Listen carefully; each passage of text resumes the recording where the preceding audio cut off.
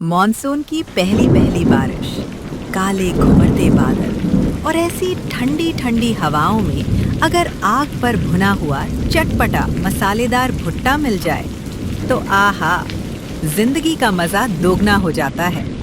बिहार के भागलपुर गांव में इस बार मक्के की ऐसी अनोखी फसल उगी थी जिसकी महक पूरे 10 गांवों में फैली हुई थी। और इस अनोखी फसल के पीछे थी हमारे गोपाल भैया की दिन रात की अटूट मेहनत।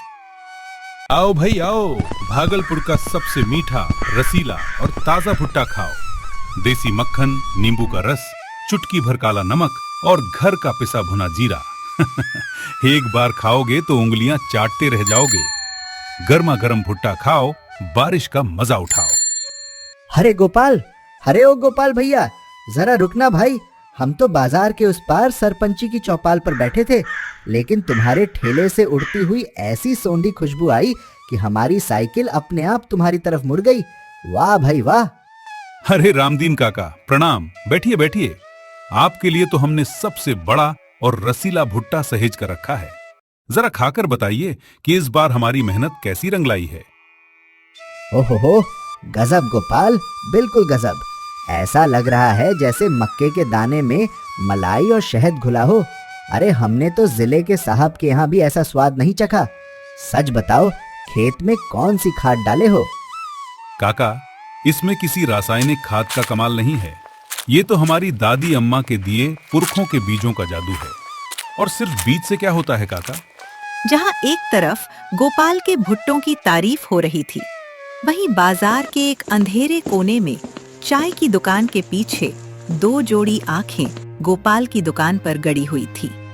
एक आंखें थी आलसी मोंटू की और दूसरी आंखें थी गांव के शातिर विलन सुरगुन की।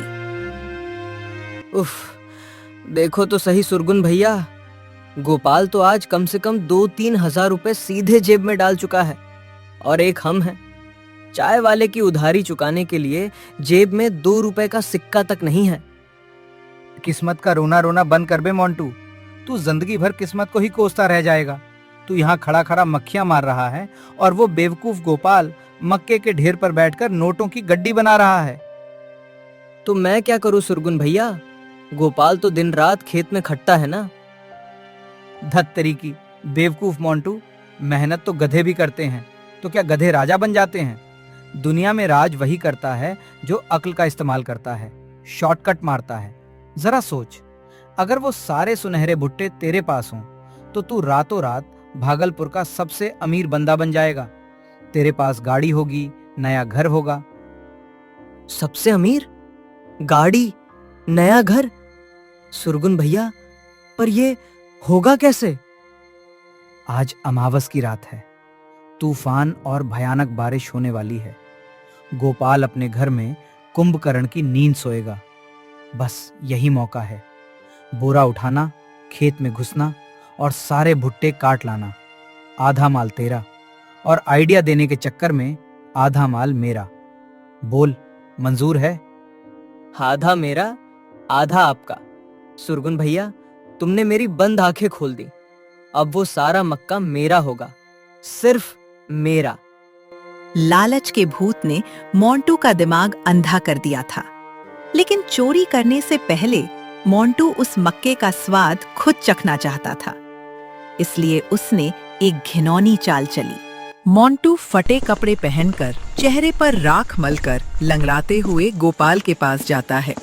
ओ गोपाल भैया, हाय मेरी फूटी किस्मत। 3 दिन से पेट में अन्न का एक दाना नहीं गया है। भूख के मारे चक्कर आ रहे हैं।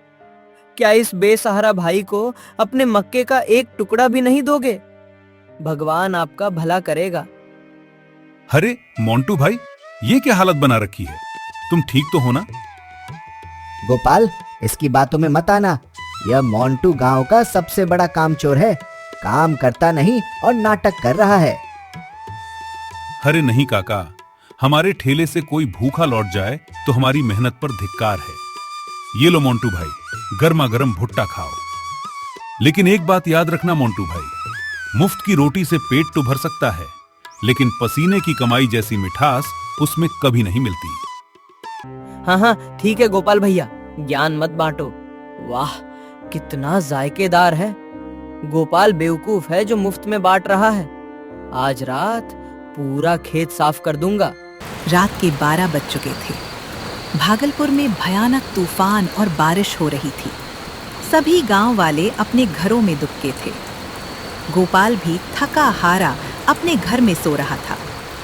तभी बारिश के बीच एक काला साया गोपाल के खेत में घुसता है, हाथ में बोरा और हंसिया लिए मोंटू। शाबाश तूफान, तू और तेज चल। जब तक गोपाल सो रहा है मैं सारा खजाना बोरे में भर लेता हूँ। लेकिन लालच की कोई सीमा नहीं होती। मोंटू ने सोचा कि अगर पौधे रह गए तो गोपाल फिर से भुट्टे उगा लेगा। इसलिए उसने अपनी हंसिया से पौधों की जड़ों पर वार करना शुरू कर दिया।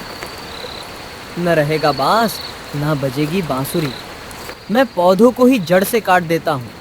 न पौधे रहेंगे, न गोपाल दोबारा मक्का उगा पाएगा। सुबह हुई। गोपाल हाथ में पानी का डिब्बा लिए खेत पहुंचा। लेकिन जैसे ही उसने खेत देखा, उसके हाथ से डिब्बा छूटकर गिर गया। नहीं, हे भगवान, ये क्या हो गया? मेरी साल भर की मेहनत, मेरे बच्चे जैसे पौधे, किस पापी ने सब तबाह कर दिया? अब मैं अपनी दादी को क्या जवाब दूंगा?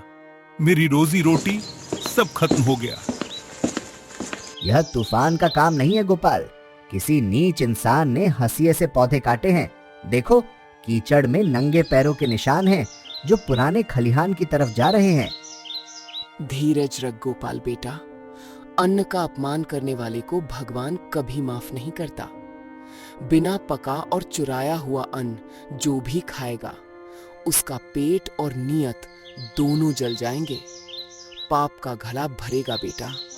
उधर पुराने खलिहान में मोंटू भुट्टों के पहाड़ के सामने बैठा था। वो कच्चे भुट्टे ठूस ठूस कर खा रहा था। मजा आ गया, सब मेरा है। गोपाल रोता रहे और मैं खाऊंगा। उफ, ओह, अरे बाप रे, अरे बाप रे बाप, बचाओ!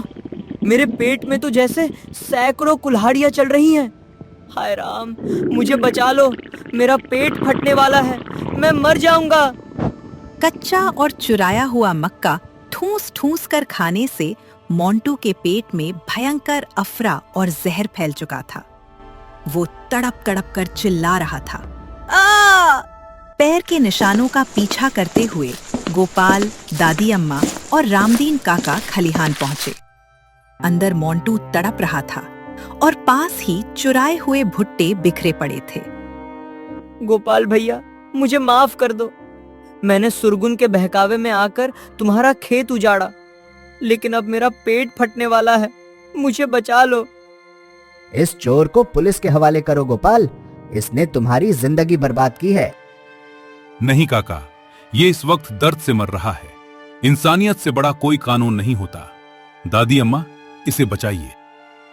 गोपाल, मेरी पोटली से जड़ी बूटी निकाल और गर्म पानी में काढ़ा बनाकर इसे पिला। थोड़ी देर में मोंटू का दर्द ठीक हो जाता है और पेट सामान्य हो जाता है। दर्द ठीक होते ही मोंटू शर्मिंदा होकर गोपाल के कदमों में गिर पड़ा। गोपाल भैया, मैंने तुम्हारा खेत बर्बाद कर दिया, फिर भी तुमने मेरी जान बचाई। असली महानता मक्के में नहीं, आपके इस बड़े दिल में है। मैं कसम खाता हूँ, मैं आज के बाद कभी चोरी या काम चोरी नहीं करूंगा। मैं आपके साथ मिलकर खेत को फिर से हरा भरा बनाऊंगा। याद रखो बच्चों, शॉर्टकट और चोरी से मिली खुशी पल भर की होती है, जो विनाश लाती है। पसीने की कमाई से खरीदी सूखी रोटी ही इंसान को सच्चा सुख और इज्जत देती है।